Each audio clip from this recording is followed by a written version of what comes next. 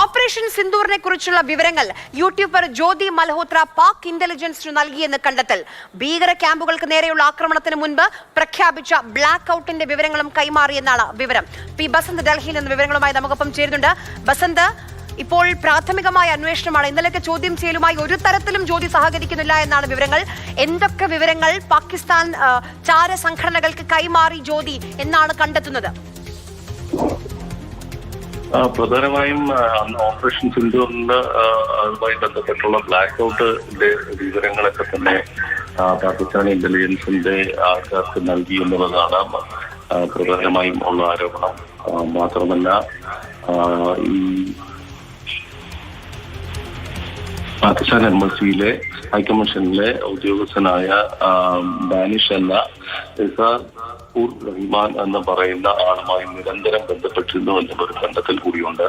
2023 November മുതൽ 2025 March വരെ നിരന്തരം ബന്ധപ്പെട്ടിരുന്നു എന്നാണ് മൽഹോത്ര ഇപ്പോൾ പോലീസിനോട് അല്ലെങ്കിൽ അതോടൊപ്പം NIA ഉദ്യോഗസ്ഥരുടെയും ചോദ്യം ചെയ്യലിൽ വ്യക്തമാക്കിയിരിക്കുന്നത്.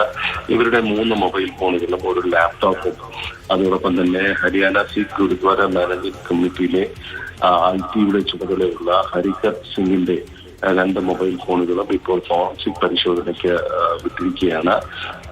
മൽഹോത്രയെ ഒരു ഇന്ത്യയിലെ രഹസ്യങ്ങൾ ചോർത്തുന്നതിനുള്ള ഒരു അസറ്റായി ഡാനിഷ് വളർത്തിക്കൊണ്ടുവരികയായിരുന്നു എന്നുള്ള വിവരമാണ് ഇപ്പോൾ പുറത്തു വരുന്നത്. ഡാനിഷിനെ ഒരാഴ്ച മുമ്പ് ഇന്ത്യയിൽ നിന്നും പുറത്താക്കിയിട്ടുണ്ടായിരുന്നു. പാകിസ്ഥാൻ ഹൈക്കമ്മീഷൻ വിട്ട് 24 മണിക്കൂറിനകം മടങ്ങിപ്പോകാൻ നിർദ്ദേശം നൽകിയിട്ടുണ്ടായിരുന്നു. ശരി, ഡൽഹിയിൽ നിന്ന് പി ബസന്താണ് വിവരങ്ങൾ നൽകിയത്. വളരെ ആശങ്കപ്പെടുത്തുന്ന വിവരങ്ങളാണിത്. നമ്മുടെ ഓപ്പറേഷൻ സിന്ദൂർ, നമ്മുടെ രാജ്യസുരക്ഷയുമായി ബന്ധപ്പെട്ട് നമ്മൾ നടത്തിയ ഓപ്പറേഷൻ സിന്ദൂർ, അതുമായി ബന്ധപ്പെട്ട് നമ്മൾ സ്വീകരിച്ച മുൻകരുതലുകൾ, ആ നിർദ്ദേശങ്ങൾ, ആ വിവരങ്ങൾ, ആ മുന്നറിയിപ്പുകളൊക്കെ പാകിസ്ഥാനിലെ ചാര സംഘടനകൾക്ക്, ഇന്റലിജൻസ് ഏജൻസികൾക്ക് ഈ യൂട്യൂബർ, ഈ ജ്യോതി മൽഹോത്ര എന്ന വ്യക്തി കൈമാറി എന്നാണ് ഇപ്പോൾ പ്രാഥമികമായ അന്വേഷണത്തിൽ കണ്ടെത്തിയിരിക്കുന്നത്. ഇതുമായി ബന്ധപ്പെട്ട് ഇന്നലെയൊക്കെ പുറത്തേക്ക് വന്നിരുന്ന വിവരങ്ങൾ, പല ചോദ്യങ്ങൾ ജ്യോതിയോട് ചോദിക്കുന്നുണ്ട്. പക്ഷെ ഒരു ചോദ്യത്തിനും കൃത്യമായ ഉത്തരം ജ്യോതി നൽകുന്നില്ല.